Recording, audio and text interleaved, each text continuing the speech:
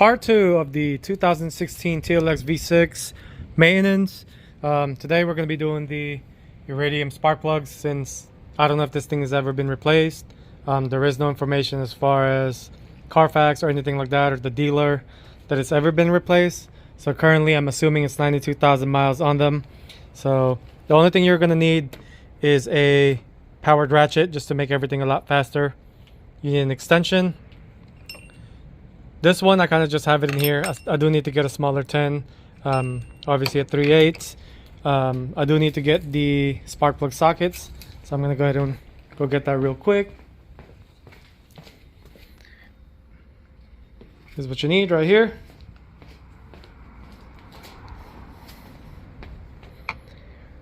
Other than that, we're gonna go ahead and start releasing the plugs. They might be a little bit of pain to unplug, but they do come off one way or another. Looks like I'm gonna need both hands for this one, so I'm gonna go ahead and do that and then get back to you. You can go ahead and pull up the cover if you wanted to, but what I was doing is obviously pushing it down. That way it'll relieve some tension on the clip lock, and then pull it up. Do that with the rest, along with the 3 in the back.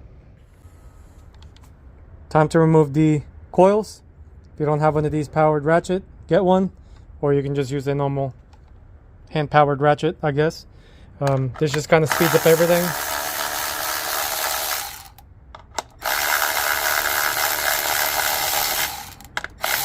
Once you get these 3, go ahead and do the back, then take out the coils. Now you need a wobble end extension, just so you can get down there. As you can see, that's what that wobble extension does. That way you can kind of just have a little bit more free range, I guess, to spin around, as you can see, and not mess up your socket. So go ahead and do that in all of these spark plugs, and then we'll inspect all of them. For the bank, for the rear ones, you're gonna need a little bit shorter extension, and then this piece right here, and obviously the spark plug socket, just to kind of ease up trying to fit it in there. Work well. Here's the old spark plugs. Thankfully there's no oil residue, but this definitely shows that this thing has been here for quite a while. You can just kind of tell from the heat that it generated for 92,000 miles. So it was definitely time to replace them.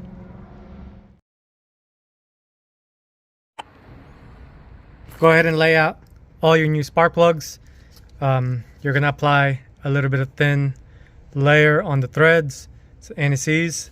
This one as well goes to the boot. You don't need a lot of it, as long as it makes contact on the very top. So let's go ahead and apply a little bit of film right here. You can just apply like closer to the bottom, but make sure it doesn't get to the very tips.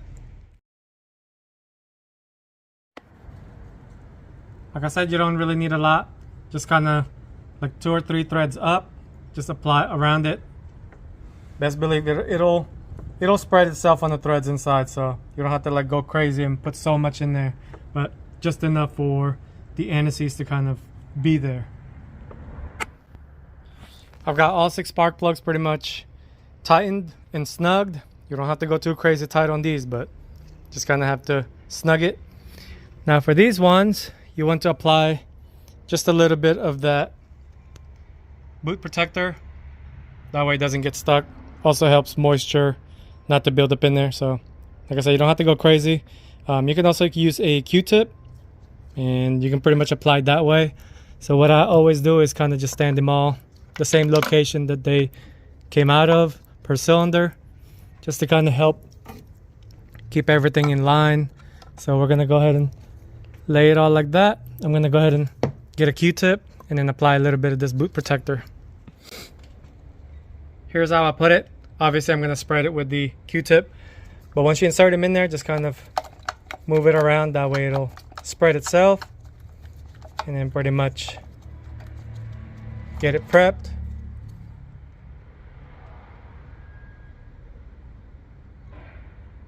And then do this for the rest, and then we'll put everything back together.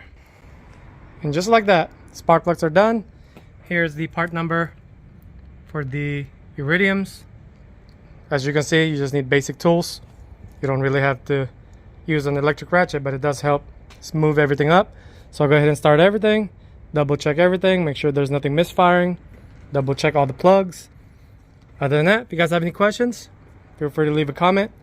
Next part would be changing the